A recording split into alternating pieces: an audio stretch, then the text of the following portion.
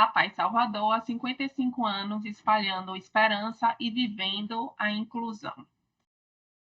Missão: prevenir, cuidar, promover a inclusão e defesa dos direitos das pessoas com deficiência intelectual, do nascer ao envelhecer. Visão: ser a referência em assistência social, educação e saúde para pessoas com deficiência intelectual na Bahia.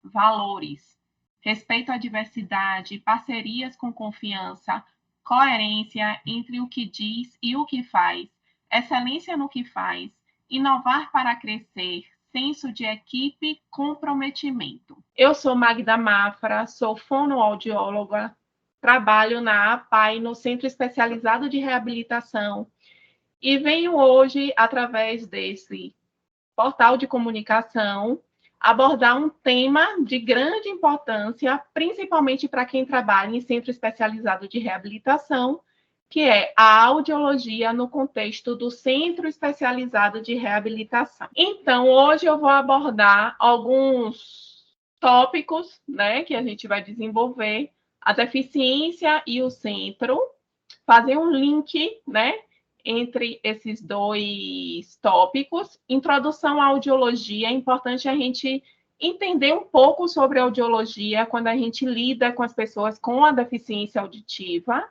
Diagnóstico, avaliação e tratamento, como se dá esse tratamento, essa intervenção dentro de um centro especializado de reabilitação, qual é a diferença desse tratamento no SE e no ambulatorial, na clínica, tecnologias assistivas possíveis, porque a gente sabe que faz parte do âmbito do SE, né, a concessão dessas tecnologias assistivas.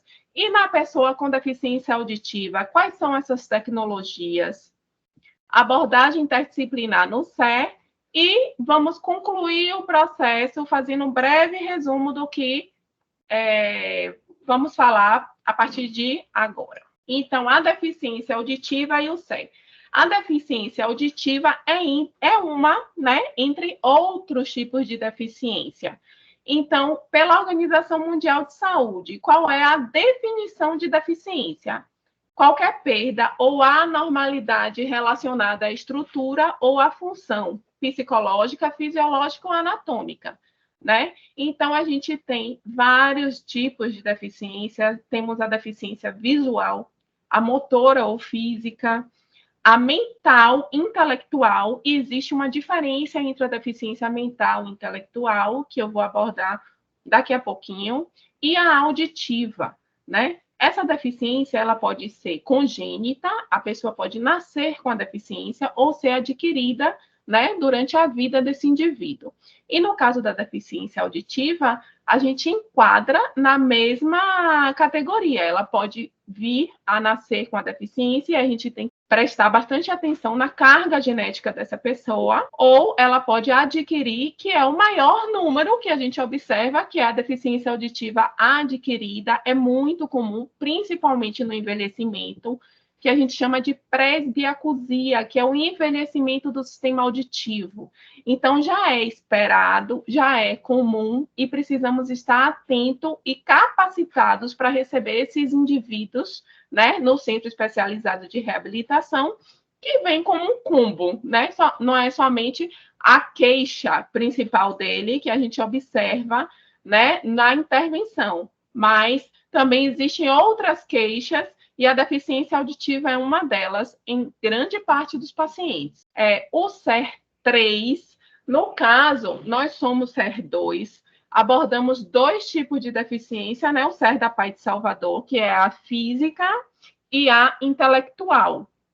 Então, por isso, somos classificados como SER2, mas estamos com um planejamento, né, em âmbito para crescer o SER e nos tornarmos SER3, incluindo a deficiência auditiva para tratamento, né, para intervenção e diagnóstico.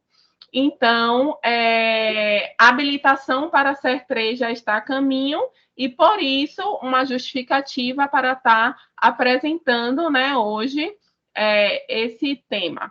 E a concomitância entre os tipos de deficiência com a auditiva. A gente observa que o paciente que é tratado no CER, né, o paciente com deficiência, ele muitas vezes tem a concomitância entre as deficiências, né? Tem a deficiência múltipla, que é intelectual com a física, e a gente observa também uma grande parte dos pacientes, né, um número bem significativo de pacientes com deficiência auditiva em concomitância. E por que a gente precisa, mesmo sendo CER2, mesmo ainda não estando habilitado para CER3, a gente precisa entender um pouco sobre a deficiência auditiva, né? Por quê? Vamos lá abordar duas situações que é o mais observado dentro do Centro de Especialização de Salvador, da APAE, né? Que é o autismo, uma grande parte dos pacientes com autismo e com síndrome de Down. Vamos primeiro abordar o espectro autista, certo? Quando o paciente ele nasce com a deficiência auditiva ou ele adquire até na infância a deficiência auditiva, a gente percebe alguns sintomas e sinais bem característicos. A dificuldade de comunicação, a dificuldade de socialização e algumas habilidades muito prejudicadas que não estão sendo desenvolvidas nessa criança, né? E quem trabalha com autismo sabe que esses sinais são os mesmos. Então, é muito difícil a diferenciação, né, da criança que tem a deficiência auditiva não diagnosticada ainda com a criança TEA. Então, para dar esse diagnóstico de autismo, é necessário fazer a exclusão do diagnóstico de deficiente auditivo, sendo que aí seria um diagnóstico diferencial, né? Sendo que é muito comum também a gente encontrar a pessoa TEA, né, do transtorno autístico, com a deficiência auditiva. E aí a gente observa a tamanha importância da gente saber se esse indivíduo tem ou não a deficiência auditiva, né? Uma criança autista que foi diagnosticada no nível 1, e não se sabe que ela tem deficiência auditiva. Bom, ela está tendo uma potencialização de sintomas, de sinais muito agravantes por conta dessa deficiência auditiva. Ela não recebe os estímulos adequados, ela não recebeu estímulos de linguagem, estímulos cognitivos, num período do desenvolvimento dela, do desenvolvimento infantil. Então, é muito agravante a deficiência auditiva nesses indivíduos, certo? Então, por isso, precisamos descartar o quanto antes ou prestar atenção, acolher esse paciente, né? E saber da deficiência auditiva dele junto ao TEA ou excluir a deficiência auditiva ao diagnóstico de autismo dele, certo? Porque realmente confunde muito os sinais e os sintomas, né, da criança com autismo e deficiência auditiva. Já quando a gente observa a criança, né, o indivíduo com a síndrome de Down, a gente analisa num outro ponto, porque o índice, a porcentagem de concomitância da deficiência auditiva com síndrome de Down é altíssimo, é 75% pelos estudos do Ministério da Saúde. Então, já é esperado que esse indivíduo, ao longo da sua vida, venha a ter a deficiência auditiva. E por isso precisamos, desde sempre, né, desde que ele nasce, estar atento a isso. Os exames auditivos nessa pessoa precisa virar rotina, né? De estar sendo repetidos, realizados de 6 em 6 meses, de ano em ano, porque já é esperado. E as porcentagens são altíssimas de concomitância do síndrome de Down com a deficiência auditiva, né? Então, segundo essas diretrizes, por essa porcentagem, o que se explica isso, né, no paciente com síndrome de Down? A gente sabe que a estrutura anatômica do ouvido do paciente é diferenciada. O implante do pavilhão é mais baixo, existem outras alterações anatômicas no ouvido do paciente com a trissomia que pode favorecer a presença da perda de audição, certo? Então, essas características tornam essa pessoa predisposta a ter a perda de audição em algum momento da sua vida ou até desde o nascimento, né, como uma perda de audição congênita. Então, existe o maior risco de malformação nesses indivíduos, então isso precisa ser analisado, avaliado desde o nascimento. E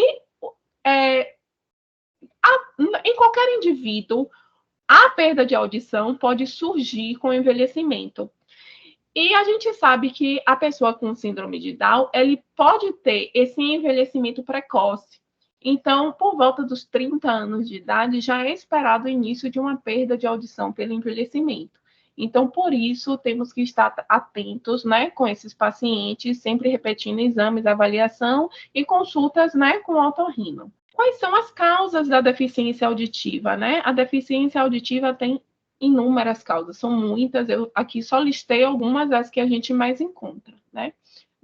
Doenças durante a gestação, a rubéola, a toxoplasmose, a gente sabe que essas doenças podem provocar outros tipos de deficiência também, problemas durante o parto, herança genética. Então, se aquele indivíduo tem o pai, a mãe, o avô, o tio, os irmãos com dificuldades auditivas, com deficiência auditiva, já é para ligar um alerta para fazer a pesquisa, né, da audição, que é obrigatória hoje, é obrigatória, a gente vai falar sobre isso, sobre a triagem auditiva neonatal. Então, a gente tem que estar prestando atenção nisso também, nessa herança genética, que é um fator bem importante.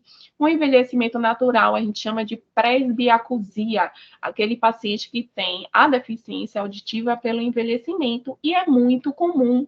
Mas por ser muito comum, não significa que a gente não precisa olhar esse indivíduo dessa forma. O quanto antes realizar o tratamento, a colocação, a adaptação do aparelho auditivo nesse indivíduo, melhor o prognóstico. Então, vamos ter melhores expectativas de reabilitação dessa audição, né? De correção dessa audição com o uso do aparelho, porque nem sempre em indivíduos idosos a gente consegue adaptar o aparelho auditivo e o indivíduo conseguir usar, né? Isso vai muito do tempo de privação sonora que esse indivíduo foi acometido, né? E de cada indivíduo, de cada pessoa mesmo, de cada organismo.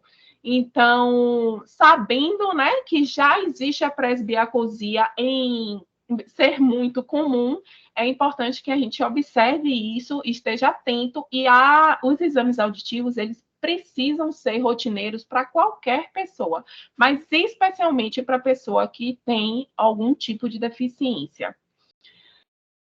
Exposição a ruídos, né? A ruídos contínuos, não precisa ser sons muito altos, mas sons até de média intensidade, baixa intensidade, com tempo longo de exposição diário, pode provocar, sim, uma PAI, que é uma perda auditiva induzida pelo ruído, ou estrondos, né? Que, no caso, provoque uma perda de audição por trauma acústico.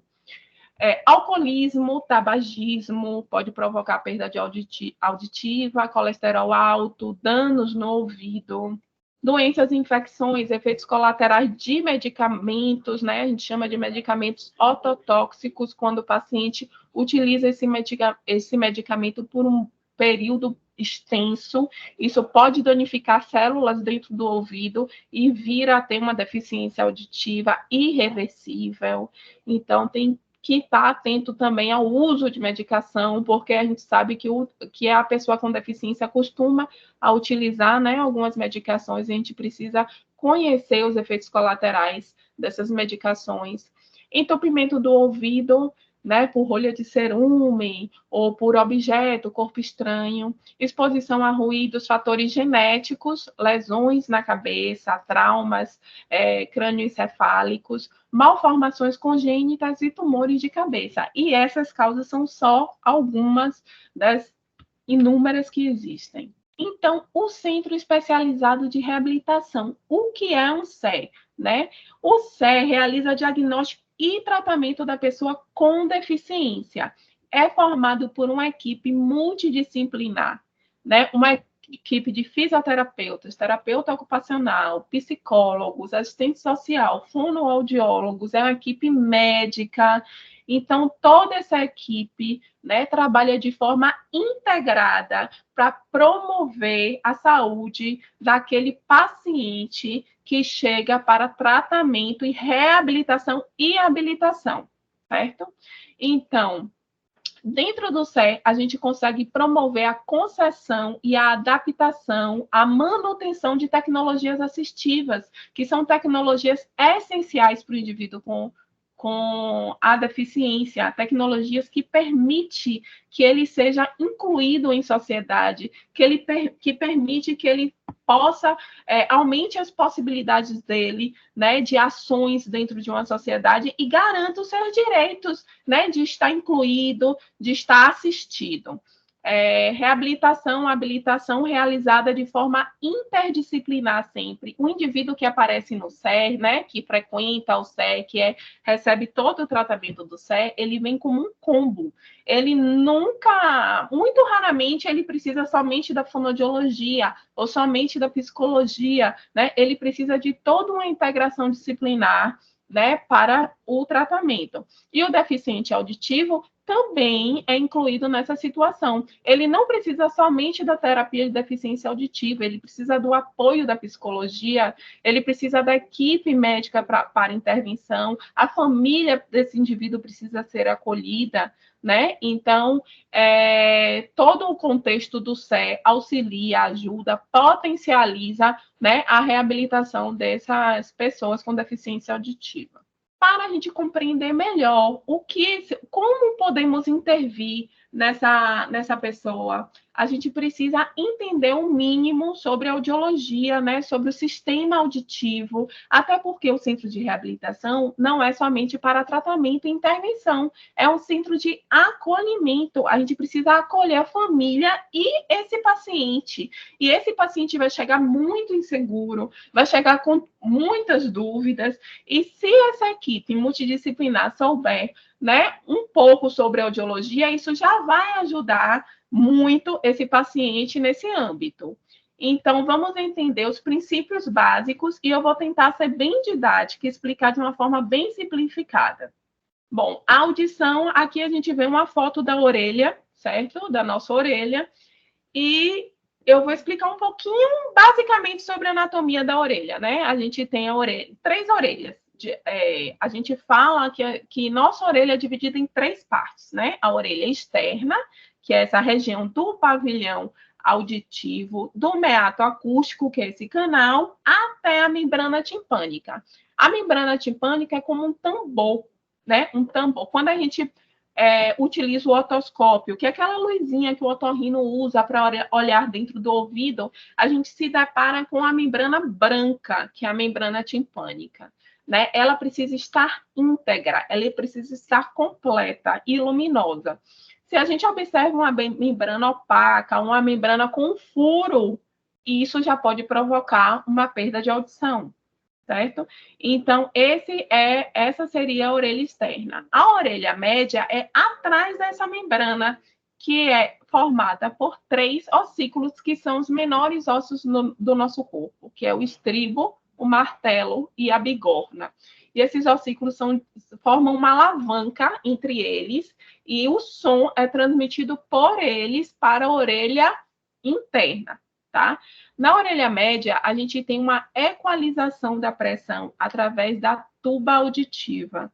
Então, quando aumenta a pressão dentro da orelha por acúmulo de líquido, que pode ser secreção, ou algum líquido que do nariz subiu para a orelha média, a gente encontra o paciente com otite, com dor, com otite, com aumento de pressão.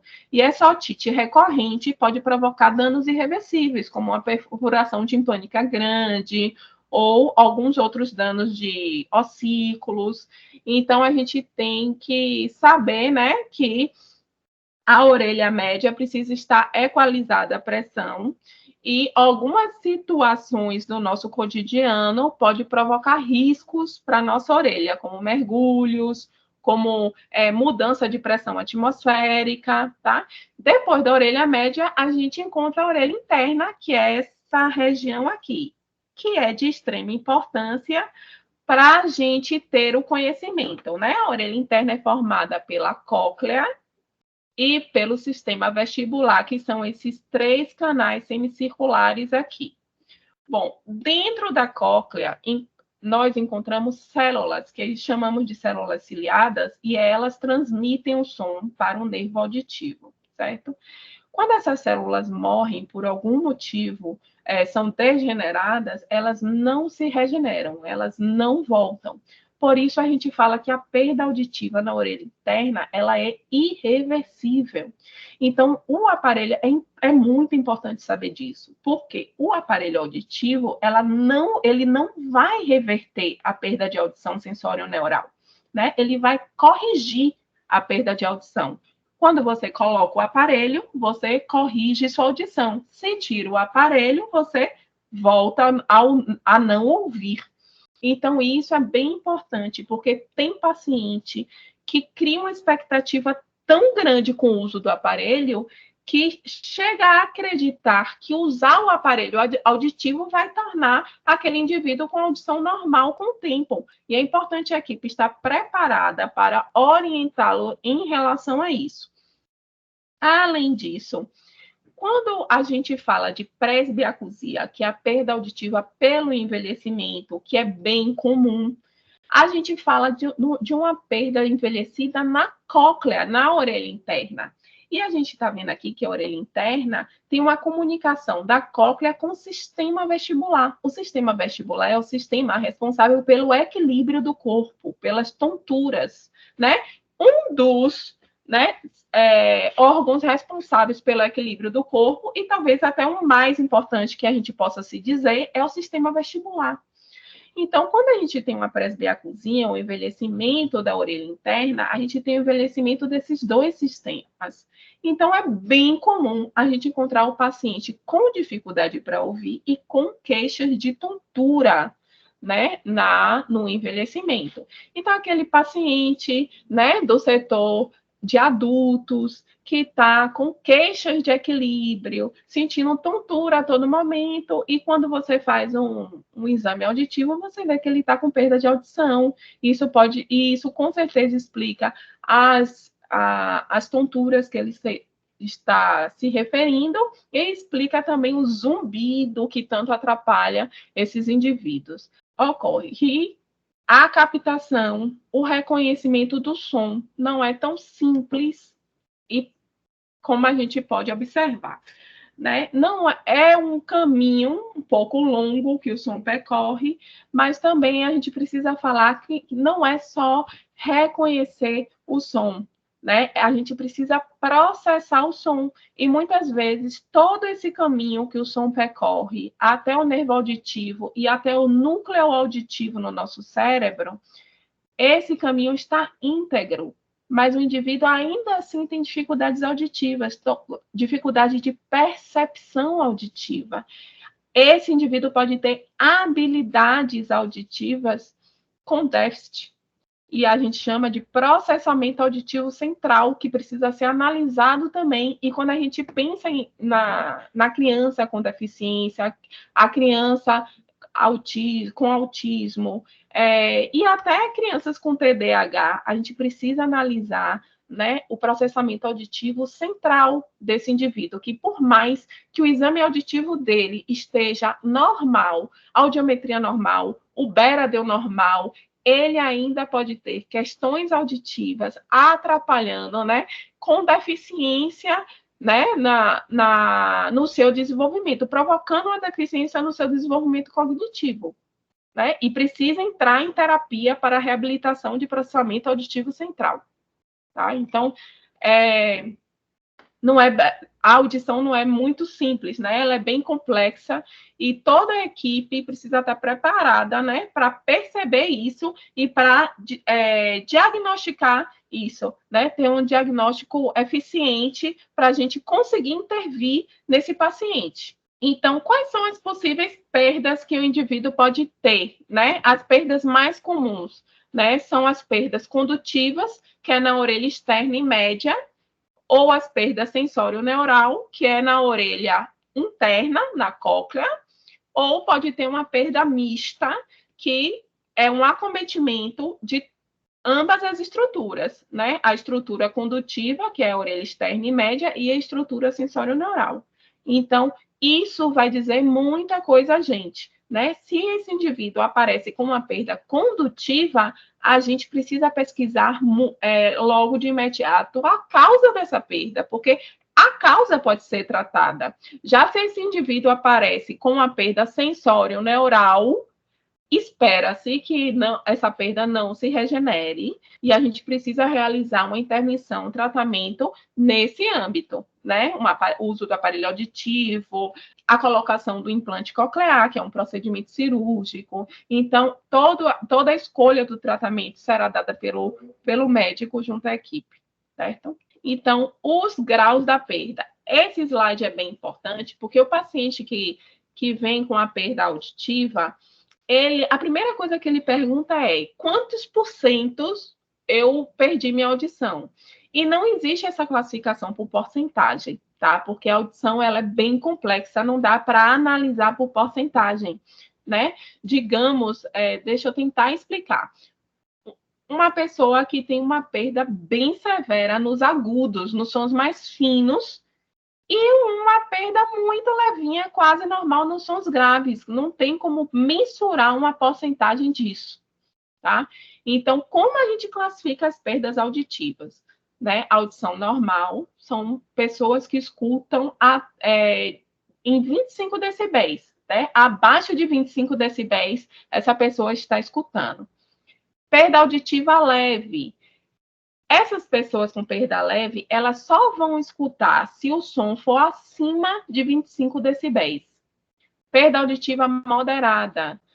Nas perdas moderadas, as pessoas precisam que o som seja acima de 40 decibéis. Nas severas, a pessoa, para ouvir, precisa que o som seja acima de 70 decibéis. E essa comunicação que eu estou tendo aqui nesse momento varia em torno de 60 decibéis, né? Uma conversa informal entre pessoas é em torno de 60 decibéis. Então, você percebe que nas perdas auditivas severas, isso já vem muito prejudicado, né? A comunicação, a socialização da pessoa já está bem prejudicada, porque ela não consegue ouvir, e aí as pessoas começam a gritar para ela conseguir ouvir. E a perda auditiva profunda é acima de 90 decibéis. Todas as perdas, né?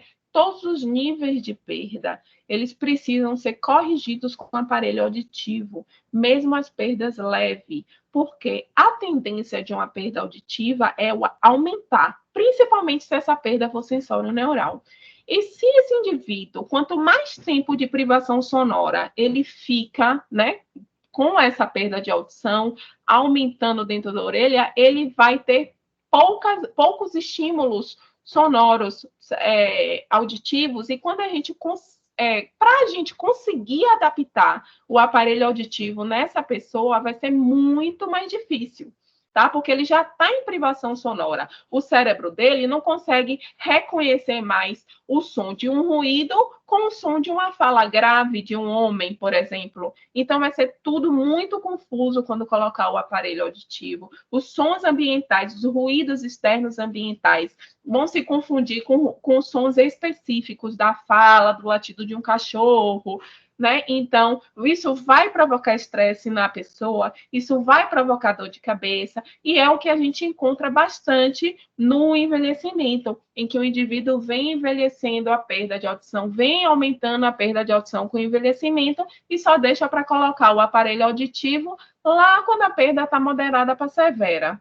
Né? Então, a gente existe muito essa dificuldade. Então, quanto antes a colocação do aparelho auditivo, melhor, até nas perdas leves. E quando a gente pensa em criança, isso piora mais ainda, né? A gente precisa colocar o quanto antes o aparelho nela, porque a criança está em fase de desenvolvimento, de aprendizado, e essa perda, mesmo a perda leve, isso pode prejudicar muito, principalmente a aquisição da linguagem, né? A aquisição de alguns sons específicos, que tem uma frequência específica. Então, toda a audiometria, todo o exame dela precisa ser analisado e essa audição corrigida com o uso da tecnologia assistiva para promover o desenvolvimento desse indivíduo.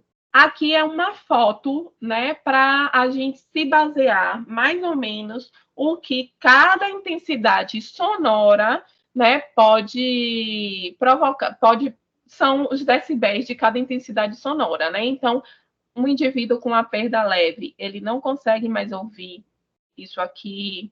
O indivíduo com a perda moderada, ele tem dificuldade de ouvir barulho de caminhão, né? Sons baixos como sussurro, né, de uma pessoa com a outra, o som da geladeira, quando o som da geladeira, né, faz, ou o som do gás, quando escapa. O indivíduo com a perda severa, ele tem dificuldade de ouvir alguns sons na rua, e quando esse indivíduo ele está em privação de sons sonoros, ele também está em privação da contextualização ambiental dele. Então, ele costuma o quê? Se isolar, ele tem aquela... Principalmente a criança, né? Quando a gente pensa na criança, ela não tem os estímulos ambientais, ela não escuta os sons ambientais. Então, o que essa criança vai fazer? Vai brincar sozinha, não vai ter interesse em se comunicar, em brincar com o outro, porque ela não vai escutar o que o outro vai falar. Então, a interação dela vai estar bem prejudicada, né? O desenvolvimento, as habilidades de aprendizagem dela também vão ser bem prejudicados por conta da perda de audição. Então, é importantíssimo que seja avaliado a perda de audição em todos, e os exames auditivos precisam ser rotineiros para todas as pessoas, não somente para as pessoas com a deficiência auditiva, porque a perda leve no indivíduo, quando ela não é condutiva, quando ela é sensório-neural, ela é indolor, não provoca dor, você não sente dor e não atrapalha tanto o seu dia a dia uma perda leve. Se está ali assistindo a televisão e você não está ouvindo, você aumenta o volume e pronto, resolveu. Então, é difícil você perceber que está com a perda leve, principalmente se for uma criança que não sabe referir e não sabe se autoanalisar como uma pessoa adulta. Então, todas as crianças, tendo ou não a deficiência, precisam fazer os exames de rotina, os exames auditivos, e para as consultas com o otorrinolaringologista, né, para estar avaliando esse componente auditivo. Eu trago aqui um exame-chave da audiologia, que é a audiometria, que é a maioria, né, das solicitações médicas, é a audiometria. É um exame bem simples, só que esse exame tem algumas questões que precisam ser analisadas quando solicitadas, né? É um exame que precisa da resposta do paciente para um som. E quando a gente pensa no paciente com deficiência intelectual e mental, como um autismo, a gente percebe que há uma grande dificuldade do indivíduo responder a esses sons, né? Por comprometimento cognitivo, de compreensão até. Então, esse não seria o exame ideal, apesar desse exame ter várias vertentes e várias formas de analisar, né, de realizar o exame para englobar essa gama de pacientes. É válida a tentativa da audiometria em todos os pacientes, né, ou na maioria dos pacientes, precisa ser analisado o comportamento de cada paciente para fazer uma solicitação. Então, esse exame ele é bem simples, né? É dentro de uma cabine audiométrica, e o que o paciente vai te mostrar é o resultado do exame. E se você souber não fazer uma análise rebuscada do exame, mas o básico, você já pode orientar seu paciente, né? A audição normal é dessa linha de 25 decibéis, onde estou passando o mouse, para cima, certo? O vermelho sempre a orelha direita e o azul a orelha esquerda. Então, quando esses símbolos, no caso, na orelha direita, as bolinhas, e na orelha esquerda, de azul, o X.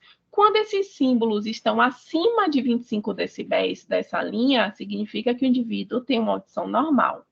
Quanto mais se afastar abaixo dessa linha, pior é a perda. E é aqui que a gente classifica as perdas leve, moderada, severa e profunda, pelo tanto que essas bolinhas se afastam da linha de 25 decibéis, certo?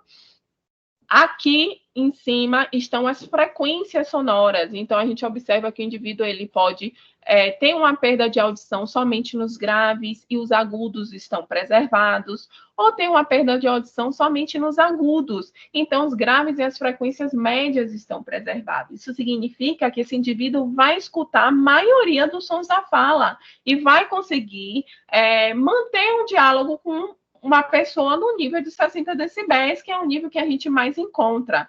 Mas nas frequências altas, sons de buzina, sons de apito, sons de telefone, ou até alguns sons da fala, como sibilantes, o S, né?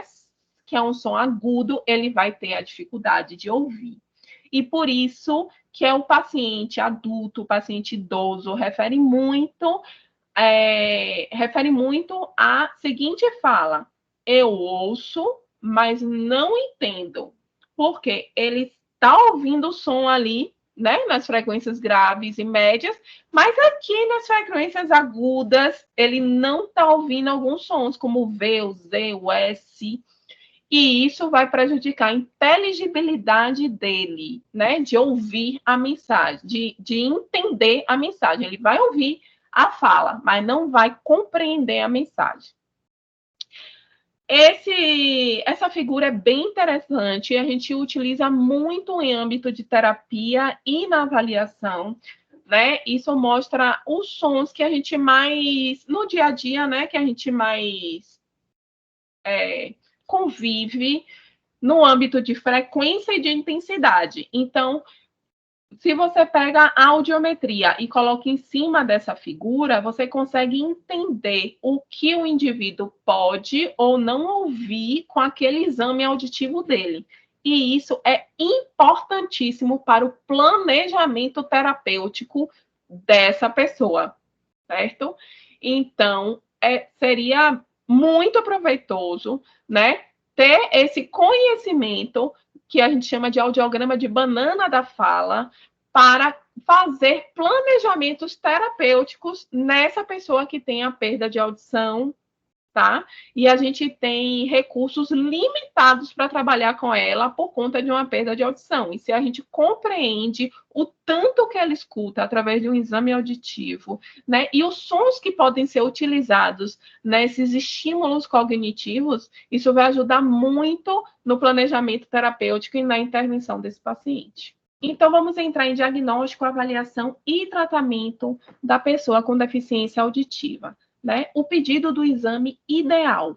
Quando a gente pensa em SER, né, em Centro Especializado de Reabilitação, a gente recebe pacientes que têm um combo de coisas. Né? Ele precisa da fisioterapia, da terapia ocupacional, da psicologia, da fonoaudiologia, certo? E a gente precisa ter uma análise dele, desse paciente, desse indivíduo, do comportamento dele, para fazer a seleção do exame auditivo. O que a gente sabe é que a maioria desses exames auditivos se dá quando o paciente está sendo atendido pelo neurologista, né? Porque a intenção do neurologista é excluir a perda de audição para fornecer um diagnóstico preciso para esse paciente ou incluir a perda de audição no diagnóstico, certo?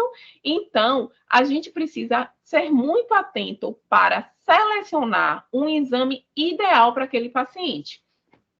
E o exame que mais vem na cabeça, né, do médico nesse paciente que tem o autismo, que tem a desconfiança do autismo, ou que o paciente que apresenta o TDAH já é o BERA. Porém, o BERA tem uma grande problemática hoje em dia de pedir o BERA, né? Porque o BERA é um exame que precisa que o paciente esteja sem movimento algum.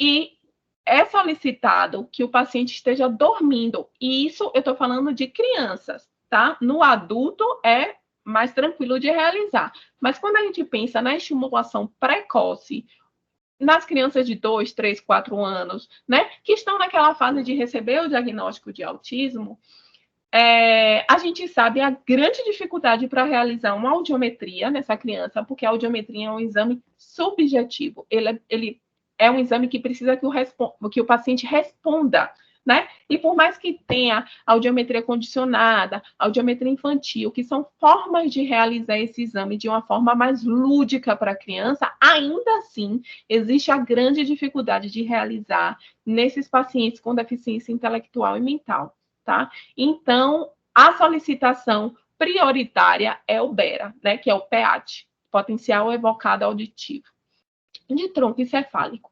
Então, o que acontece? O paciente precisa estar dormindo, só que um BERA é um exame que você coloca eletrodos e coloca um som também bem baixinho na orelha do paciente. E, geralmente, com a colocação dos eletrodos e desse som, o paciente acorda. É mais fácil você realizar em bebês, que têm um sono mais pesado. Mas em crianças, né, na idade do infanto, na idade de 3, 4 anos, é muito esperado que o paciente acorde, né, na manipulação, mesmo que seja cuidadosa. Então, o que acontece? Antes, a gente conseguia realizar o BERA com sedação, e hoje a sedação foi limitada, né? Não é permitida a sedação mais em procedimentos não invasivos. E BERA é um procedimento não invasivo. Então, são pouquíssimos lugares que é permitido o uso da sedação na realização do BERA. E aí, o que mais aparece são pacientes com meu filho é autista, meu filho tem síndrome de Down, mas eu nunca realizei nenhum exame auditivo porque eu não consigo. A gente já repetiu várias vezes e não consegue realizar esse exame. Então, a gente precisa ver bem qual exame escolher, qual é o exame ideal para esse paciente realizar. E se a gente coloca a realização desses exames auditivos dentro do SER, dentro do contexto do SER, com profissionais que entendem, que são mais capacitados e que têm mais experiência, né, na manipulação desses pacientes nesse contexto, a gente facilita e muito o diagnóstico de uma perda de audição. Então, a importância, né, de ter o diagnóstico, o tratamento, a intervenção do paciente da deficiência auditiva dentro do SER, certo? Então, é bem importante que a gente tenha isso em mente, né? É diferencial o tratamento, o diagnóstico do paciente, né, com deficiência auditiva dentro de um contexto do SER e fora do SER, tá? O SER promove um ambiente muito mais facilitador para termos esse diagnóstico mais preciso, né, mais fidedigno e até a escolha ideal do exame. Então, a equipe envolvida no diagnóstico é a equipe de otorrinolaringologia, né, o médico que vai dar o diagnóstico e vai pesquisar a causa desse diagnóstico, o fonoaudiólogo, audiologista e o psicólogo, certo? Existem muitos exames auditivos, né? Eu coloquei aqui os que a gente mais utiliza, mas além deles existem outros, com a coreografia, muitos outros. Então, o exame-chave, né, que todo mundo mais pede é a audiometria tonal e vocal, a audiometria condicionada, que é a audiometria realizada para a criança, para o infanto, com recursos lúdicos, né, de uma forma mais lúdica. A audiometria comportamental, que é a audiometria que a gente faz em bebês, né, na estimulação precoce, e não na cabine audiométrica. A gente utiliza equipamentos, recursos sonoros de instrumentos musicais habilitados na frequência e na intensidade sonora de cada um, né? Então, a escolha da audiometria, ela precisa ser entendida pela equipe médica que vai solicitar, tá? Não adianta você solicitar uma audiometria adulto normal para uma criança de 3, 4 anos de idade que tem um contexto de deficiência mental, intelectual, certo? Ela não vai conseguir realizar. Crianças de 2 anos de idade, ela precisa realizar uma audiometria condicionada dentro de um contexto lúdico para ter respostas fidedignas, né? Uma criança, um bebê, não adianta você selecionar audiometria para um bebê, ele não vai conseguir fazer. A audiometria precisa ser comportamental. Então, é importante ter... A equipe de otorrino, ela é muito familiarizada com todos esses procedimentos e exames. Mas, quando a gente pensa no médico neurologista, ele não é tão familiarizado assim. Então, é importante, dentro desse contexto de SE, de equipe interdisciplinar, a gente ter essa visão do exame escolhido, do melhor exame a solicitar, certo? Além disso, tem a imitanciometria, que é um exame muito importante também, complementar a audiometria, que dá muitas respostas auditivas, né, para a gente, e a causa, dá muitas respostas da causa auditiva, e até explica alguns comportamentos que aquela criança está tendo, tá? O PEAT, que é o BERA, né, que é um exame assim bem cogitado para se fazer. Emissões otoacústicas, que é o teste da orelhinha, né, na triagem auditiva, todos os bebês precisam fazer na maternidade, e isso é garantido por lei, tá? Infelizmente, a gente observa que não é bem assim que acontece, né? Algumas maternidades não fazem, fala que o equipamento está quebrado, ou o profissional está de férias e acaba não fazendo, e essa família precisa correr atrás de fazer esse exame depois que sai da maternidade. Isso provoca uma dificuldade muito grande, nem sempre é conseguido fazer o exame, e esse indivíduo acaba sem a triagem auditiva, né? Que deveria e que é garantido por lei e todo mundo precisa realizar. E o exame de processamento auditivo central, que eu falei no início, bem no início da apresentação, quando a gente encontra uma audição normal em todos os exames na criança e a gente ainda assim tem uma dúvida ali, será que realmente está normal? Não parece estar normal, a gente precisa realizar o processamento auditivo central, esse som pode estar entrando e circulando por toda a via até o cérebro, mas na região do cérebro, algumas habilidades auditivas podem estar prejudicadas, como a diferenciação dos sons, a separação entre orelhas de cada som. Então, assim, a audição, ela é muito complexa, ela não é somente anatômica, ela não é pela integridade anatômica que está tudo ok, certo? Precisa ser avaliado muitas outras regiões cerebrais, e isso também precisa ser analisado pela equipe de diagnóstico, que está dando esse diagnóstico. Né? O que eu observo ainda hoje em dia, antigamente era muito mais, mas ainda hoje em dia eu observo que o processamento auditivo central ainda não é pesquisado e precisa ser pesquisado. E existem diversos estudos que relacionam a dificuldade no processamento auditivo central com o TDAH, né? E a diferenciação diagnóstica também do paciente com TDAH criança com o paciente que tem o processamento auditivo central com déficit, né? E quais habilidades auditivas dele precisam ser trabalhadas para ele equiparar, porque tem tratamento, né? Então, a análise dos exames, a escolha dos exames, ela precisa ser bem avaliada.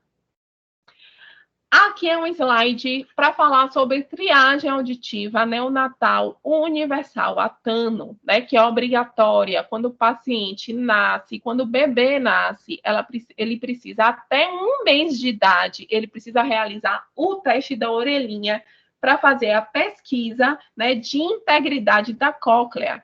E é um exame muito simples, e que o paciente a família do paciente vai chegar insegura, questionando, perguntando como é esse exame, mas não é um exame nada invasivo, né? É uma sonda que coloca dentro da orelha do bebê, como um fone de ouvido, e essa sonda libera um som bem baixinho. E como resposta a esse som, as células dentro da cóclea da orelha interna vibram e responde com um som que retorna para a sonda. E a gente pode observar que a cóclea está íntegra, a cóclea respondeu. Quando não há respostas por esse som, a gente precisa fazer um reteste, porque como é até 1 mês de idade, a gente sabe que pode haver intercorrências dentro desse canal auditivo trabalhando, como líquido amniótico ou algum outro fator, certo? Então, a gente precisa retestar com 3 meses e confirmar com 6 meses, caso ocorra alteração. E caso ocorra alteração na triagem auditiva, nas emissões otoacústicas, a gente orienta a realização do BERA, que é um exame objetivo, não precisa da resposta do paciente e pode ser feito e deve ser feito com o paciente em sonolência. Quais são os planos de tratamento desse indivíduo com perda de audição, né, do deficiente auditivo? Né? Ele é elaborado pela equipe multidisciplinar e pela indicação do otorrino. Né? Existem deficiências auditivas que o tratamento é cirúrgico. Então, quem vai indicar o uso do aparelho, quem vai indicar se vai ocorrer intervenção cirúrgica ou medicamentosa é o médico otorrinolaringologista, certo? Então, quais são os profissionais envolvidos no plano de tratamento? O otorrino, fonoaudiólogo, psicólogo, o terapeuta ocupacional, educadores especializados, assistente social e outros profissionais da equipe multidisciplinar. Eu só listei alguns principais, tá? Esse plano de tratamento pode ser pelo aparelho de amplificação sonora individual, que a gente chama de AASI, é uma tecnologia assistiva, é o aparelho auditivo que coloca atrás da orelha do paciente ou intra a orelha do paciente, dentro da orelha. E aí a gente vai analisar diversos aspectos daquele indivíduo para fazer a melhor seleção de AASI para ele, certo? O implante coclear é um procedimento cirúrgico, geralmente é indicado em último caso, quando não ocorre um benefício com o uso do aparelho. A terapia auditiva é essencial, principalmente para aqueles indivíduos com perda auditiva congênita ou para aqueles indivíduos que ficou em privação sonora durante muito tempo. Não vai adiantar apenas a colocação do aparelho auditivo e nem do implante coclear. Ele precisa de terapia auditiva com o fonoaudiólogo. Terapia de fala também, porque o paciente que tem a perda, a deficiência auditiva congênita, ele pode falar, ele tem habilidade para falar. Qualquer paciente com deficiência auditiva pode desenvolver linguagem e falar, só que precisa de estímulo para isso, precisa da terapia para isso, né? O que a gente observa, paciente surdo e mudo. Por que mudo? Mudo porque não foi estimulado. Não, se ele está em privação sonora, mas existem diversos recursos dentro da terapia fonoaudiológica que pode desenvolver a fala desse indivíduo, mesmo ele não tendo audição nenhuma, ele sendo anacúsico. Então, é importante saber disso para iniciar logo a intervenção desse paciente enquanto criança, enquanto processo de aquisição de linguagem. Estratégias de comunicação. A Libras é uma das estratégias de comunicação. Porém, o que a gente preconiza hoje é que a Libras não é uma estratégia eficiente, infelizmente. Se todos os indivíduos, né, todas as pessoas soubessem a Libras, seria excelente. Ou a grande maioria das pessoas soubesse a Libras, né, que é a língua brasileira de sinais. Porém, não é isso que ocorre, infelizmente. E uma pequena parcela da população tem o conhecimento da Libras, sabe a Libras. A Libras é uma língua, não adianta você fazer um curso, aprender o alfabeto, aprender alguns sinais, você não vai sair falando fluente Libras. É como qualquer língua, inglês, português, você precisa estar inserido naquele contexto o tempo todo, fazendo a utilização daquela língua para se tornar fluente. Então, isso é muito dificultoso, né, para mudança de uma sociedade, para fazer com que a sociedade muda e aprenda. Então, as estratégias terapêuticas dentro, né, do contexto terapêutico, ela vai ser uma facilitadora da comunicação em outro âmbito, né, fazendo a estratégia de treinamento de leitura labial ou até de produção de linguagem, de fala, né? Então, Mas a Libras é uma estratégia de comunicação eficiente, né, dentro de um contexto, mas isso precisa ser ultrapassado também. Outras estratégias de comunicação precisam ser utilizadas por esse indivíduo, né, porque quando a gente quer incluir esse indivíduo num contexto social, ele precisa estar apto para a comunicação com qualquer pessoa, com todas as pessoas, não somente com aquelas pessoas que sabem a língua de sinais. E as intervenções cirúrgicas, né, que são solicitadas, são encaminhadas pela equipe médica.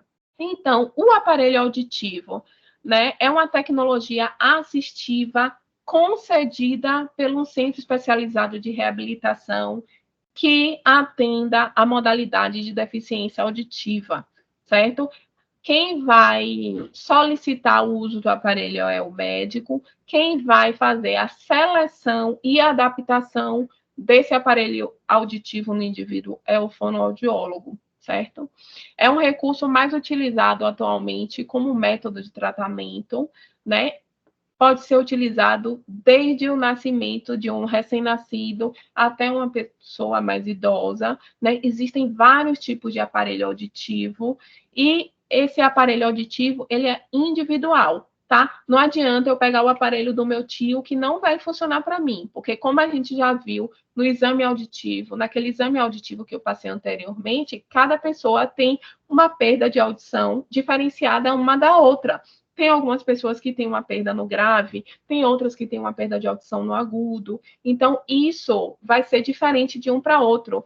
E a adaptação desse aparelho auditivo no indivíduo também vai corroborar com essas dificuldades, certo? Vai ser relacionado a essas dificuldades.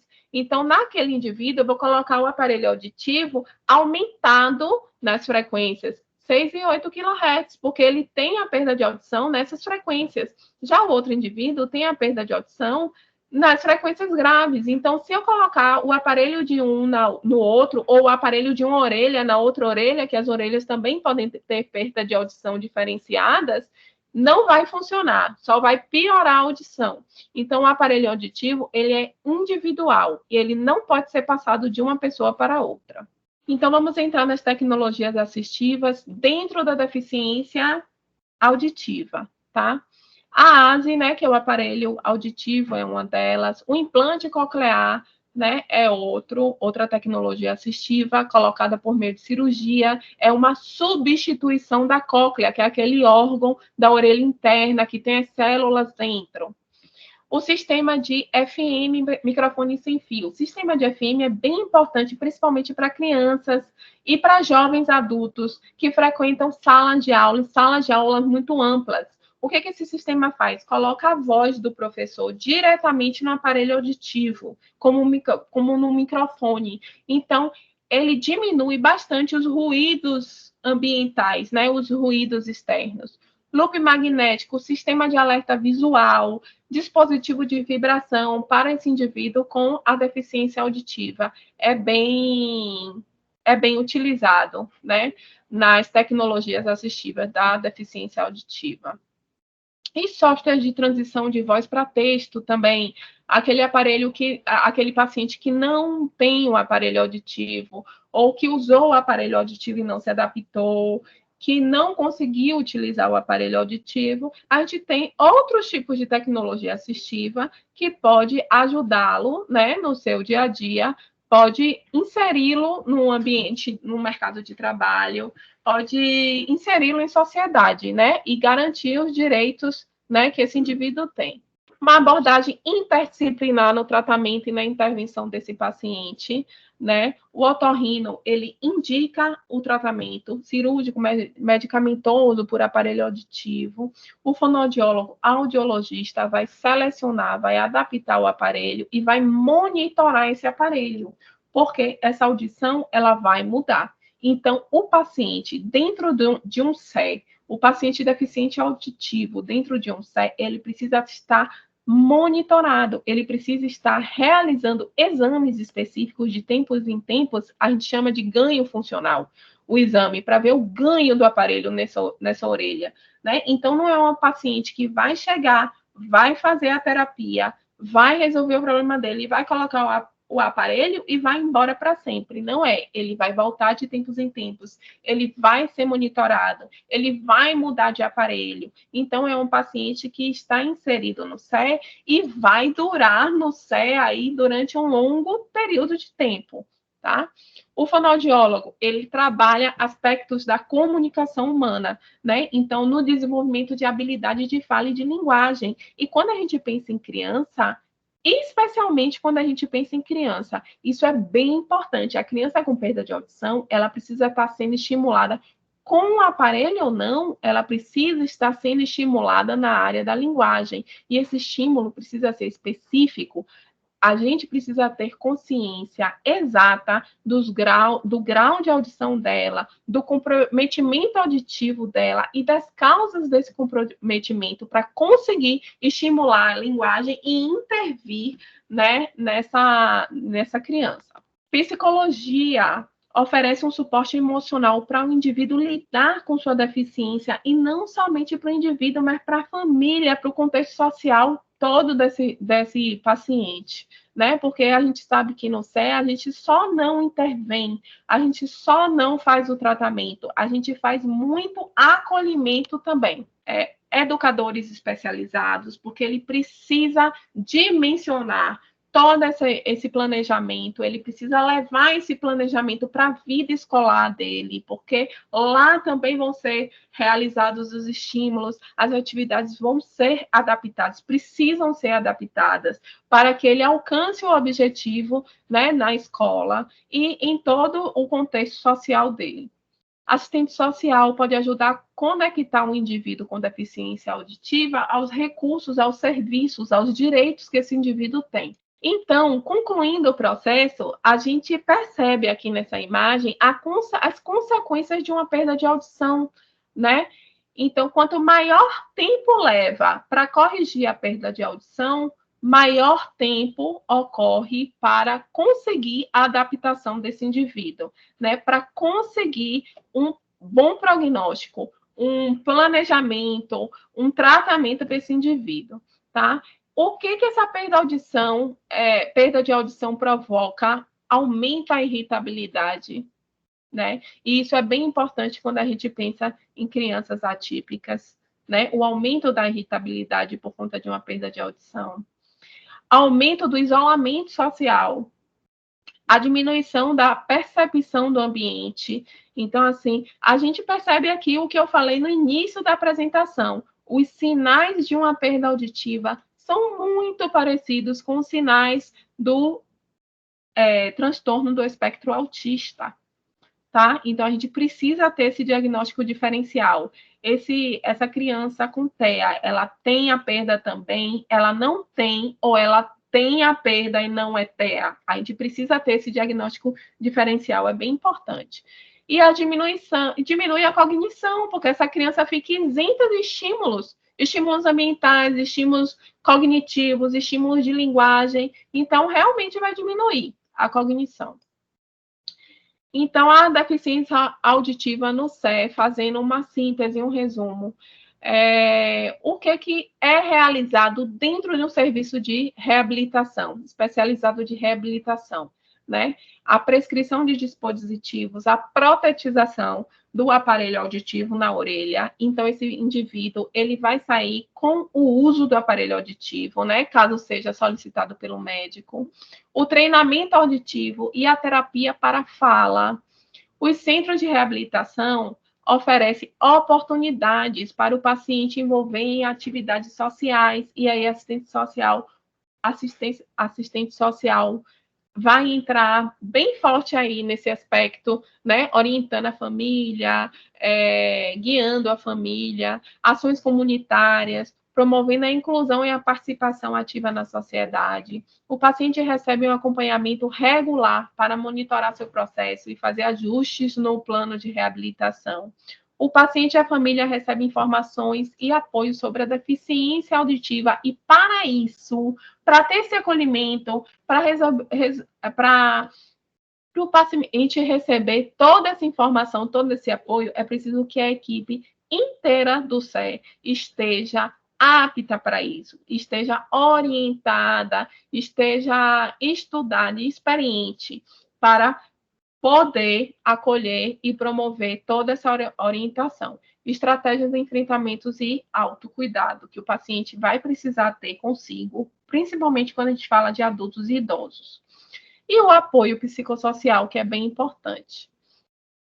Aqui são as referências utilizadas e eu agradeço, né, a atenção de todos e obrigada por acreditar junto com a gente.